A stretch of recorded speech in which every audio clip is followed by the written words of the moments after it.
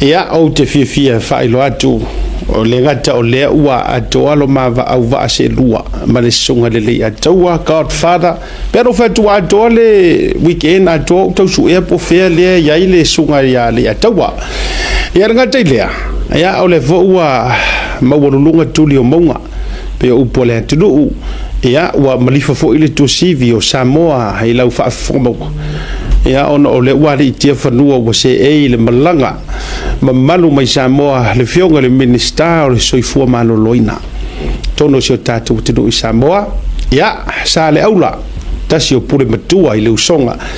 ia fionga ia va au lo polungo le tātou proklame ia o whakarafo mo le ia taua ia te oe le uso matua tulo o fesa e moe o isa e ia ile neia weekend o viri o edi o kire whengaro se weekend so for os whengaro ora kali o telefoni o se me kaunga rue inga ngā mea ia ngā o fo telefoni bange le fionga le minskama mal for kako wa ofa koi fo imalau off mai leo e ia ilo utau i tenga ia se ua pulea lau telefoni pe i vaenga fa pena wa i lo uloa ia o e talu maile nei fia tau zango ta mafuta o lau telefoni e ise si ua lokia de pin number ia fura nga bange fa fonga wa Pero pinna pa ya ko lo que fue la carfa la cosa ko la carfa ai ko caminga mengol ya uyolea se que mi fa uma kuarka ka up ai se tau fa fe lo ile fionga ile minister marga mai Samoa ya la toile e la toile vasa le fu mai ba tau mai ngatai la fionga ile minister a fio mai lungo tato por kalame mo le uro taimi le fionga ia va au nei tatou ofisa ma lore soi fo manuia fa tai lau fitalaga Asiata ia ai tai na fo ia le sunga ia le ataua le fa fo mau fo ia Samoa ia ai tai na fo ia le afionga ia anai ia fa pe fo ia ofisa malo fa tai le tu le ia va noa tatou mau tatou te fa so ia wata fa fo anga le ngata i New Zealand nei au te roa ia te tono lo tapu ai fo ia so tatou watu no i Australia fa pe fo ia America Hawaii Tutuila America Samoa ia fa pe fo Samoa fa talo fa tu nei tu la talo fa lava ia dati tau fa talo fa lenga le yo le tua ia i te te mai o lo soifua la o lei la o fionga i de minister soifua maloloina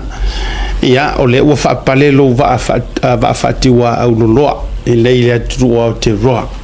ia aise o tātou o a mai la o fionga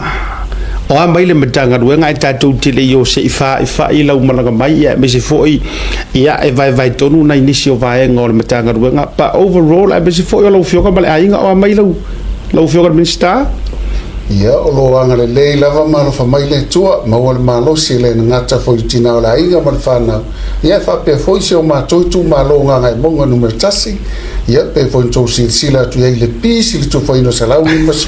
la ia le foi o no ma to le ngata e tu foi sala fai ia to tu fa foi tu mo no tele nisi o tatu ainga mai lo ma tu malo ia o lo lalo papa au ia pia ia po o tatu moto foi tumwa i tumwa pe na yai ma lo fa dai on o le la wa e fea le se lauri ma se fu ka ko wa ma ka ya lenga ilenga tai le lenga to o le se sui fa vai o vang fa ole fast ya na e mala le lei la vai manuloti ai me se fu yo fu nga le lei wa tali foi le fionga le par mia i se Fesili na Fesili e te oli tu ngai ma le la to fu vaenga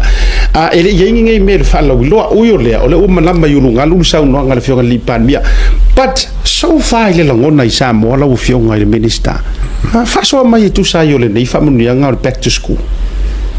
ta ilo foi sisi me le tupu mo Samoa a la va ai i o tatu tanga tanu pe o se va venga pa o mai le langi le tali mai o la tu stal o le taimi ai e tala fe ngai o no le taimi fo i le tau sa i lingo nai se leni le ngata nai fa na ia o a le amata ino tau sa le fa ngo fi pe ila o le taimi le wa sa o le ai le fa to fa la inga fo ia la fionga le tai o le tatu o tuno le fionga le pale mi le sunga la o le male toa ma ia momoli mai ai tonu e ka peneta ia e me se foi ia le tatou whainga malo wala ngā te tauna whaise fisosoani e launga te si ai a mata tu lava Tali pata ia se ipa ia foi si o whanua e whale alupo mo ia whape fo ia le tatou le ala taua o le tonu la o se tala o se tali le imana onga o na i o tatou tangata malo whaavitai le tūlanga la walunga wai ai o te lo fo o le mai tau atu ma le ngā fia ia le whaamanuianga o iai nisi o te tangata ese mai le opposition ai le leire ka kou o iai tangata o iai nisi o kou mumui le whaamoe ai mai se fo i o atu e tala tupe ma fo i le ma le fia i le kufanga o ngi kupe mai tangata o le tunu ele ai ma se tasi o whaasala ese e o fo iai la tau na matua mauti noa sa HRPP ia ua matua fia la tau o se whaamanuianga e peo na o whai atu ua o se wavenga mai ua matua la tau tali sa paia ia le nei whaamanuianga ona o le tūlanga tala whea ngai lei o le mea lena sauno ai ia le awhionga i le pāle mia o le whaalaunga tasia o manuia o le mea li lei i alipata ya lei fo i whale alupo o le mea li lei uporu e lei fo i savai ia mawhai o na solo mai manuia lei lunga ia mawhai o na whaalaua tele i so stangata anu o Samoa ia lena tino le ua matua tali sa paia e se o tātua tunu o na e moni le alofa mai moni whasoa malo whaavitai le tau i se vaenga o le o ke kiro maule o mankoi wale ko whae kule kusinga fonge le kuanga i whape wa mo le se kupe wa uma kupe le ku whanga le sa lima sfurupe fori mai wa pe le se kupe na e ele kulanga hoi ke mai kawa ku por me le se kupe le bank por me ora e o la skula ngore a se feve ingo nge kupe ke kere kai me kasi wa msaro le kosumi yonga le fe ai kumaro o ke kiro la uia por me le se kupe le bank e cash mai fa imal maro ia le ia tau o le tūlanga na awha apeo wa saunoni si e le ini tupe e leo se la tu pisinisi le nā la i e whainga malo o le la tu fatu a ia tau si lea pe a whai e o i se tuwhaina o se tupe i tangata uma o nā la mau le tupe a whai fo i la tu te iloa e yeise si porka lai mele malo e whai o le fufu e whai ni tupe a e o atua le ini tupe ia e tari ale malo i olona ia taimi tala whea ngai li lei a e o mutua tele o tupe a Samoa pau o le melea o le uwha anga te tau tupe o le me siri nana tāua ia ave sa o a tupe i tangata Samoa uma o lo mo miel tupe i lo le ave na o nai tangata malo whaavitai le lava ia o anga ia walanga ele fo wai lava sa unoanga wha le tua ale toi na fo i malana vaenga o le lava o le ai ia le ai tau te vava ia to le ai wha solo le tūlanga o le tu whaina o le whamunianga whaavitai o le uwha ali whina o le whionga minister la tatu woi lau whainga malanga mai ia tatu amata mai lau whionga le minister ia se ia mai le aunga autu o le whainga malanga mai i nei au te ronei ia o afuafuanga autu o lo le lifa ia i lau a whainga malanga o le whainga paanga le malo Australia ma le malo Samoa o le malola Australia o lo ngalue atuai ia le tato ANFAT Ministry of Foreign Affairs ia ma le tato malo Samoa o lo ngalue atuai ia pitola aula le soifua malo loina ia whaatasi ila ma le se tasi o service provider o lo taita ia foi ni alo manita mali Samoa o le afio anga ia whaatasi ma le services wata uala le whainga paanga o le twinning program o lona winga o le whainga paanga ale masanga e sosoani atu ni usila e ala lele watu o latu tau soifua ma latu fo mai e momoli atu i Samoa e le ngata e momoli atu lo latu wata mai i le poto salalau i tūlanga tau soifua maloloina ai whapea fo i le lava tapena ina o le loto i whale o le latu sau whainga mamalu i tūlanga tau tonga fitinga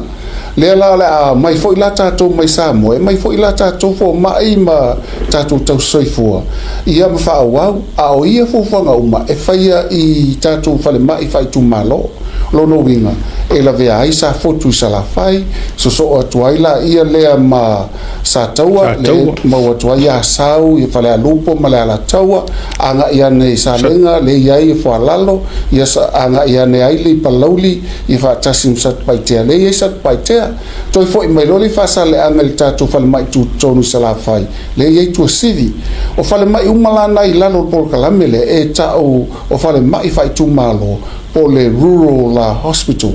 le foi la a mai foi la tu mua ia e fa pena foi la no ama ale ia lufi fa solo atu le la lo manu ia le pata fa solo mai la ia le i potasi fa le ali masi umu ia fa tasi le msa na po i sa fata ia ona o mai lola ia le i ia ana le tatu fa le mai tele le i fa sanga i mal va le le tatu fa le mai fa le olo ia le tatu fa le mai fo lafta o mana fai i le fanga peta yani o laili tala lo ia ona tau fo in fa tino ni o nanga mo moli atuaine ia me afale ma mai la tu fo mai al tatu fa le mai fo ile sa ma sani na ile moena lau tau fi taimine o lai fai tu langa mo fa le leia fa mo le anga i lumo le atu fai fo i ma fa tanu ina ma a fa pela nga ia tu tatu fo mai mo tau soi fo nei e o atu ala to nga isa o i fa le mai atu tua ele a fiam to tua ona lai lava mafto to nga fo i tatu fo mai o mana o tau ina fa to ia watong fitinga mo mi tatu tanga te sa mo ma lo fa tai le wa ya fer va nga le fa tai fo le sa mo le no fe i mo le fionga le pour le tatu self seas fo ia mo longa de tua ya ma to ne ya te ro ni se nei me se fo longa o kilani le nga ta le so fo ma lo ina pa outreach fo i tatu communities i tu langa o atina o ainga manuia ai ile fainga pa anga le fa le masanga e ise tu pensa mo ya lo e foi na fa so mai po se me alofa e ono fa mama venga tu ai le tatu self seas me se fo i nei mo samo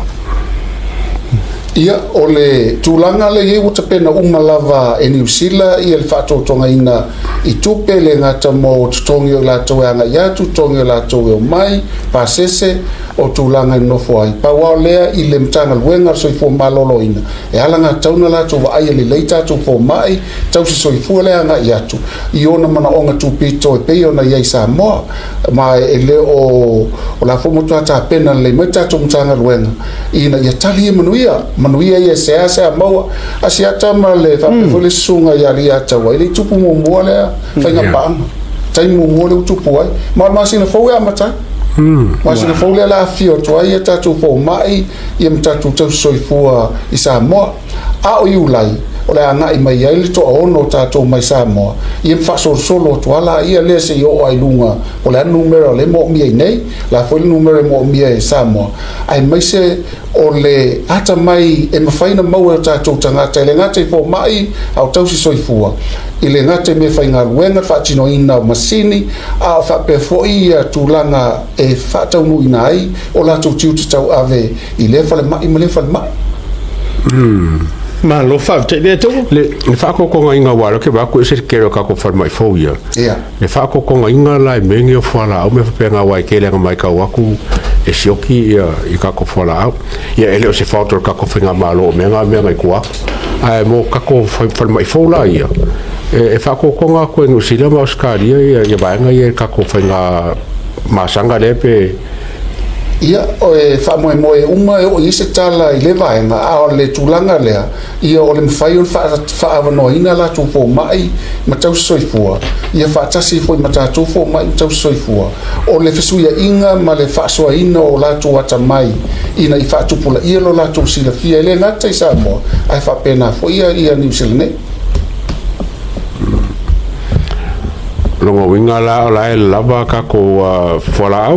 me pa penga ngaru e fo mai nge o ku ma ka ko fo mai samo o se tulanga le leina wa ye taimil nei ua matua ato toa ia tatu fufu nga mala foi sa ili nisi awala ina ya awone to e fa vai ai pe fa la titi ia tatu fala au mai la au pe na ia fo ile taimil tatu la mai ai ono masil tawai ala o so longa le leia le pitola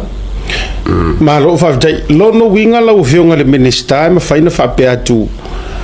o le atelela so na fa mama avenga ia tatou no utua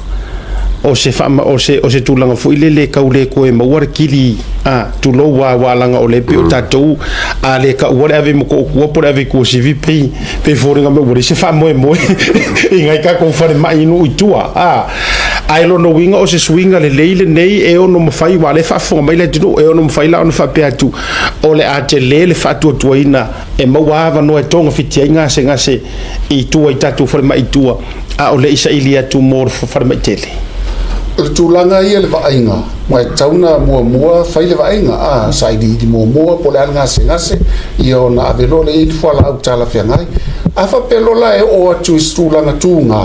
e alanga tawana o mai tatu fale mai tu sivi ona la ia i vainga fai tau tonga afa pe foi mai tu sivi ai le au sia e tu sivi ala le i ele ngata I fo mai lo iai ia po me fainga luenga po masini ia on fatu pe tope mai lo le I mototua o la fai le process na taimi nei a le tulanga silion matango fie o le la mo le no fo mai o tu nei ma tau soifua o la watu I tatu fale mai fai tu malo I tua lo no winga o la iai fa mama venga o la so soani atili ia mas watu fo ilo la tua ta mai si la fia e fa so I tono na ia tatu fo mai tau soifua lo iai I tatu fale mai fai tu malo malo faftai lo no winga la faftai wa taule ai le leo lau fainga malanga e se fo io le ya se si vai nga ai taute de io nei Fesili fa lo to fale so fo malo loina wani si ava no le leo e fio mai ma si lai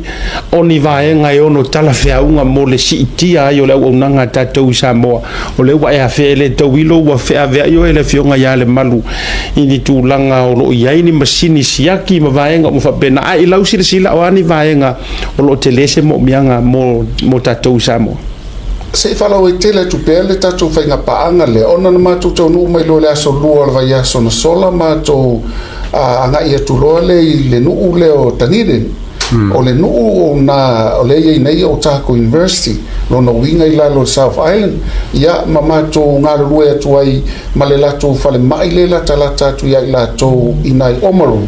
o fale mai le na le tau e tatou o le rural hospital lo no winga tai Tutusa ma tatou fale mai fai tu malo na matuanga ia tu ai vai o le mtua lava to tonga ia le tele o la tu masini ma fa pea ia a wale fai tong fitinga peta yane o le lato foi mau a vatu lava le ngase le au sia e lato o na fai estong fitinga e mfaina mai le helicopter foi le ma ave ma mai Wellington e peta ula talata Wellington ia manisi fale mai to sila fia tala fe ngai molanto o le tulanga fa pena foi la le e nga i toita tu tanga tayo o na le tato te fai pa anga ma omaro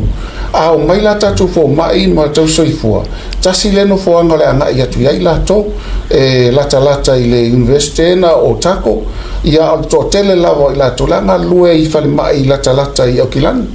ia ma o se tulanga le leina le fainga paanga lea o le a mo e foi le avanoa na I o tatu tangata sa molo alala mpapa au I pol Pasifika fo I le nai tulangi le motu I lalo po le South Island tato o la Fesili le fia fai atu lau fionga le minister ia wa faftai o lo malama yurunga lo fainga malanga vi ele I avanoa ai o te fia Fesili o leva te lelo no fo mar Fesili le kaimi o mingiska mai valasi ia e faftai malia mai o le la fai atu lau fionga o le Fesili o le na fatu a foi mai foi lakse ne sa mo o le ua e ona papa ia tuisi na ve mau mo to tua o ia sa no manino ele o to e fa wota to wa ainga mani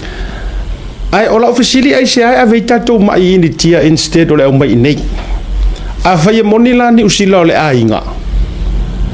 o le ana mafu anga wa fo ina ave tatou mai ton fiti mai ini tia ele na male la ina le ngi ainga kuno la ai also for o ani requirement a fa fonga mai le atunu o ani ai inga mavaenga e mafai ona lato wa peia o mingiska fa mai la ufio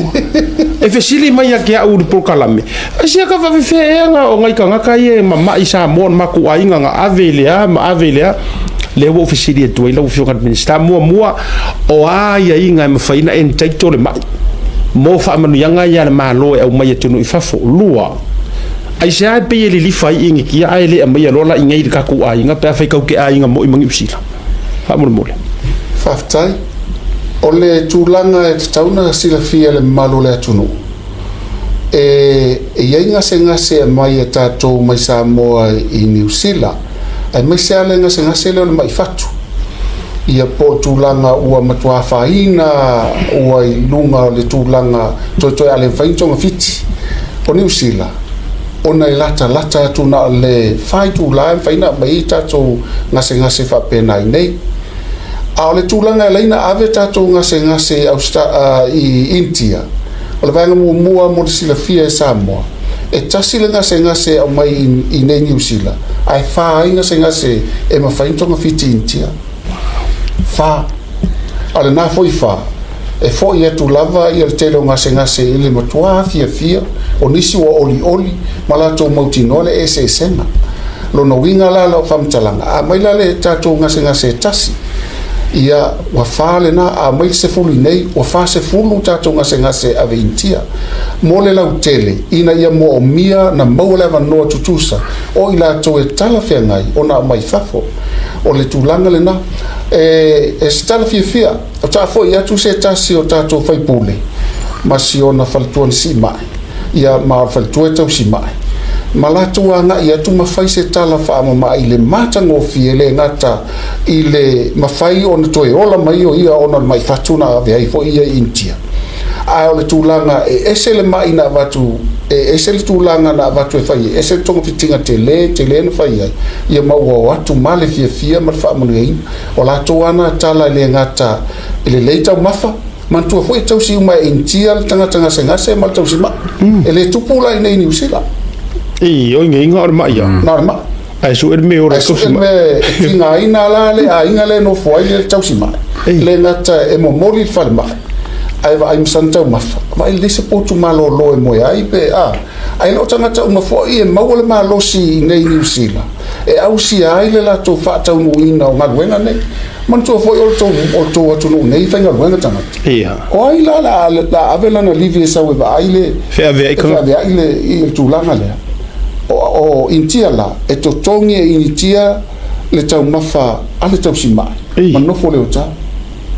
wow ma walava na fa mtalanga e watu matatu fai pule fai fe au tu langa mau lunga wa iai ia intia le ngata la afa pe se fulu tatu mai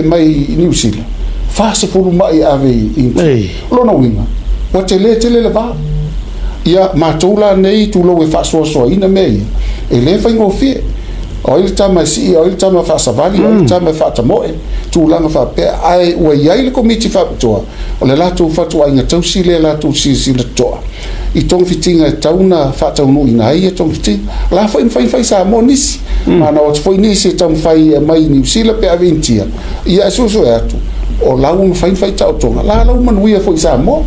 io se fe foi le nase le ni mo sa o la lava foi la tamai ia to nga ngase lau fiongan minister fa tai bo manino ai se la fa finga ka New Zealand va ngal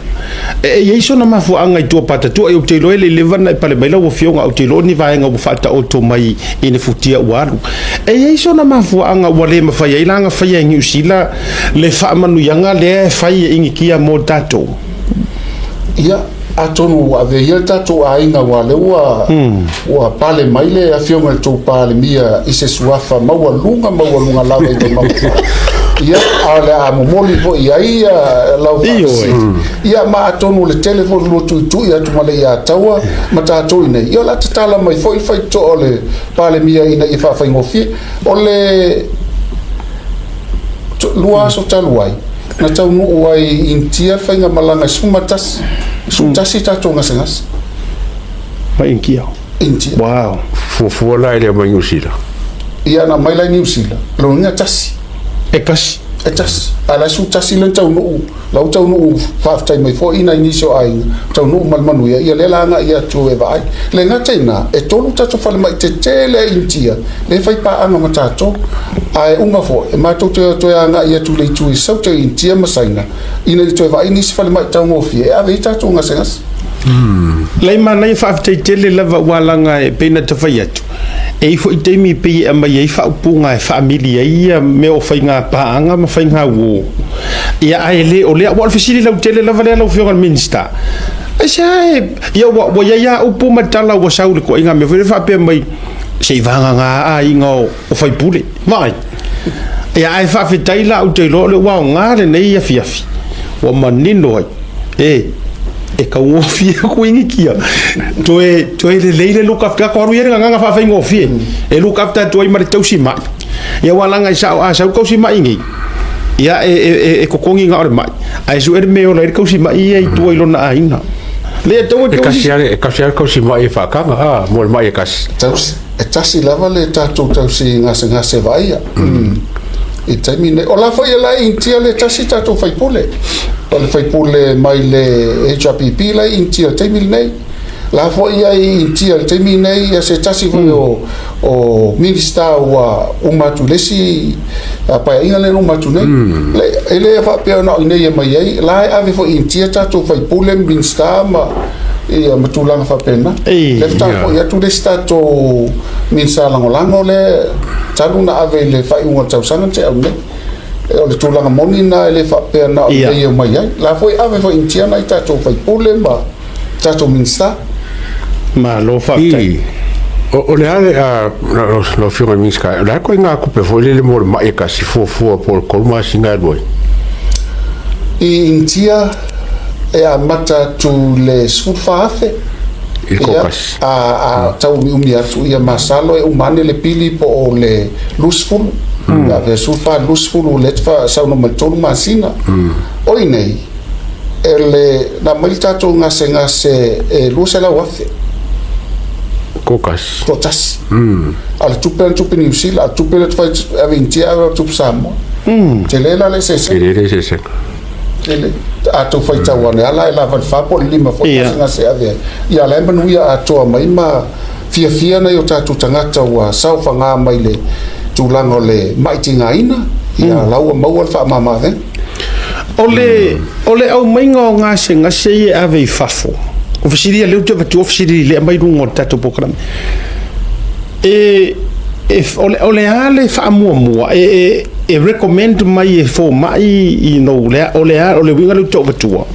ia fa dala lo for minister and it's not for you it's generally more ia tala foi fa pe mai ia mele ia ili inga le la uma ka kauoloa la uma na tangata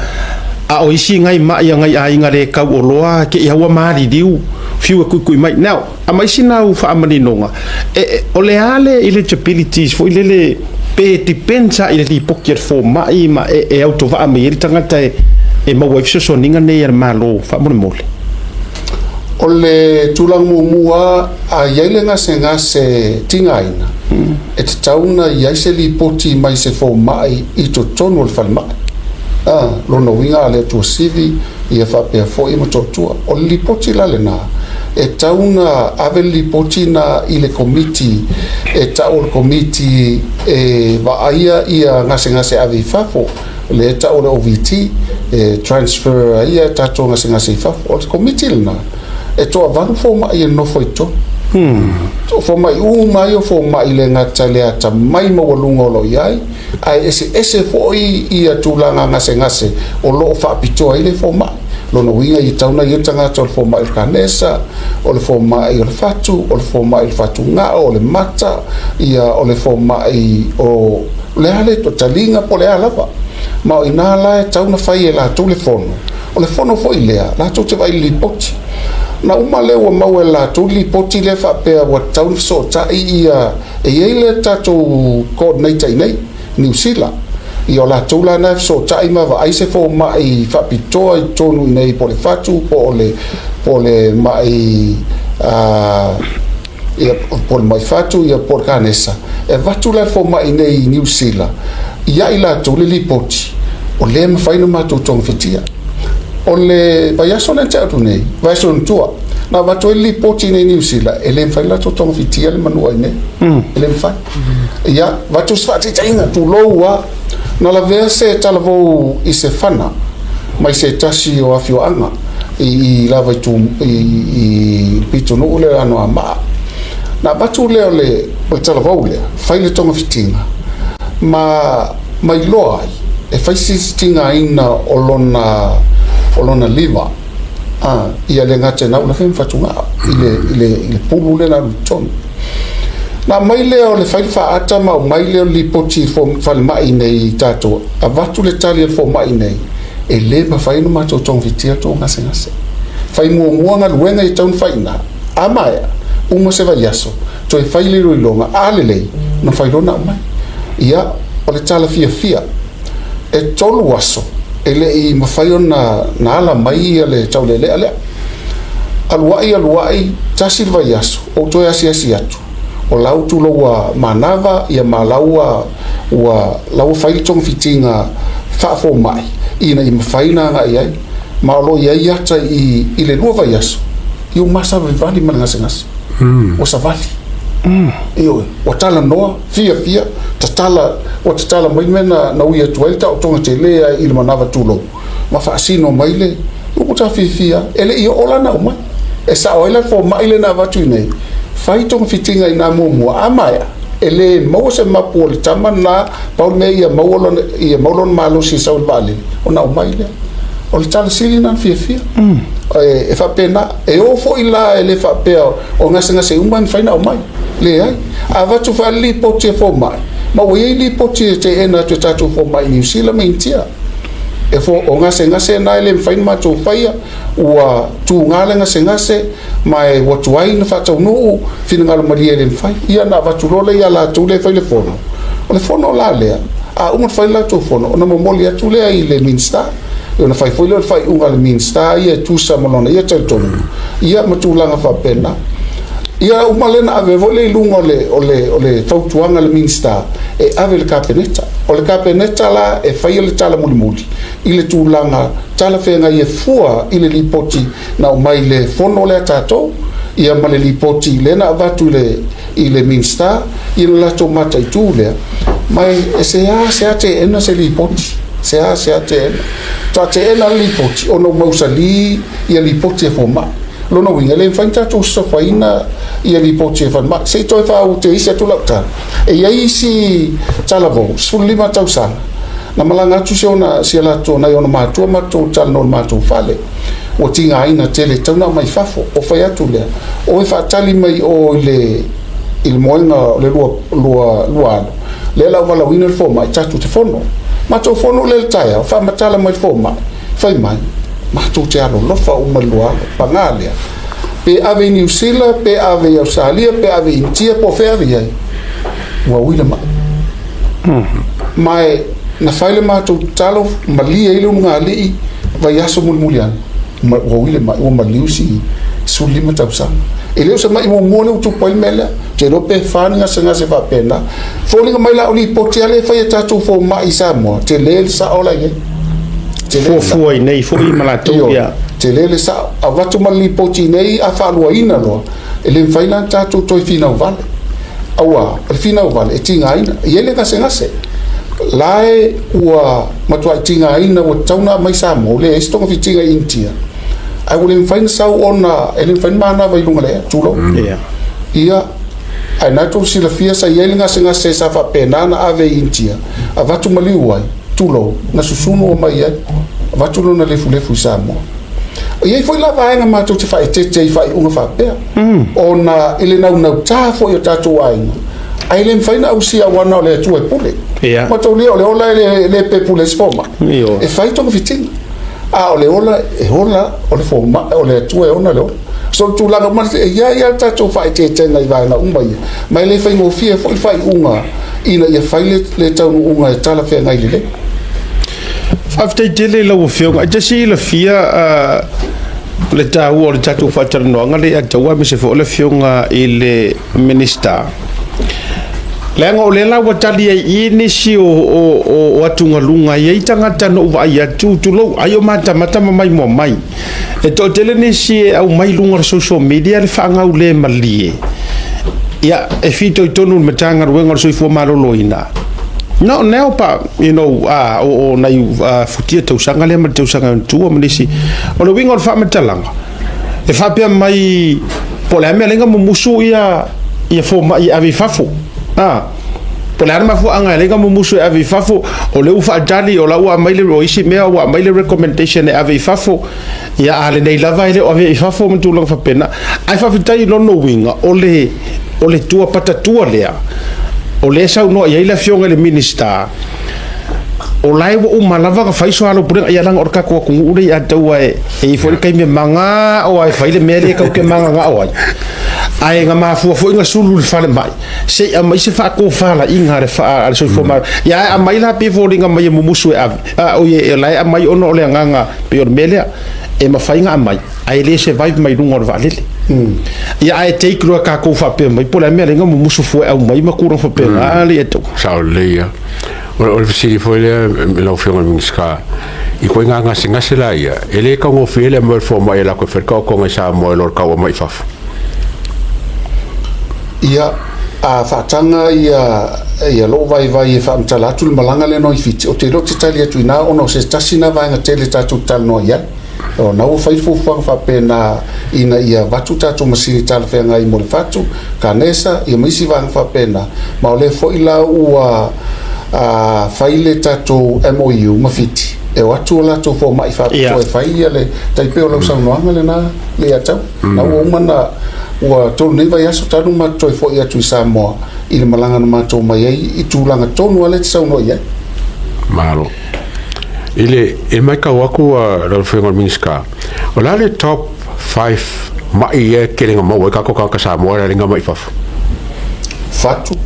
faku ngo merkas kanesa kansa o le toto mawalunga le faina le mata o le fain faile ta tonga I o le mata ona e le afu tonu le fain fai ai o fatu ngao tulanga papena ia mama ia o tamiti a pe o tulanga mawalunga na le teleita to mai mafua tu toto mawalunga masuka ia paso solo to ai nei diabetes ele o maua o le voina mai tau watu le fo ile o fa fo ia saina la tau ia ini sho va dola o fionga minister ai fa fe Australia ele o mfaina maua tu o le tau li falo ta ba fo ia tunu nei pe o le tele sa mo e ma fa yo fa pe o tato uso va la te uso makua mai o le o moina ia no fo yo ni tong fitinga na talu sang fo ia Australia pe taiane ese fo ile meo avila tu fa mua e so soani atu ia tato tele fo so soani Australia au tulanga tau ngase ia ngata Australia ba pe tato mai o te lope ai sea au saina yo umana yo la fa tali mai saina na fono fo I malela to ampasa ia fa pena fo intia ona e watu lava ia nisi fo fa le mai tele ma ila to pulea e ofo mai le lato so soani mo tato il pito ilalo intia mai fai mai foi tau ofie la ofo mai la intia ofo mai saina se talusia il tato pol kalamen nei la musumuso to il palmi Australia tu Australia la to tele tato tanga te Australia le vetting system la fionga minska I sailinga walanga o kele ka voi fa ra mai ia e ba fungi o pe mali mai ai ave ko ka I ka ko vetting system vo le inga ia mo kingoa o fale mai o ka ko fai paanga o fale mai vo ie le a ko o fale mai tato te fai paanga o private hospitals ele ngata ua tato filoa I mai la to ona fale mai au tato filoa I fo I mai la to fai tau tonga o le meta ona fo mai umala yo la fo yo fo mai fai so so ani ai tato sa mo pa o le ma o le tato a fauta tu fale mai le fo io wo fo mai la to ya nga ia tuef so so ani tato ta tonga I sa mo mai o le tulanga na e mautinoa umana saini tato malianga e lem fai la to ona o ese mai ai I inga I pe ona tato talano ina fa pepa fa tino ia masaini lo malo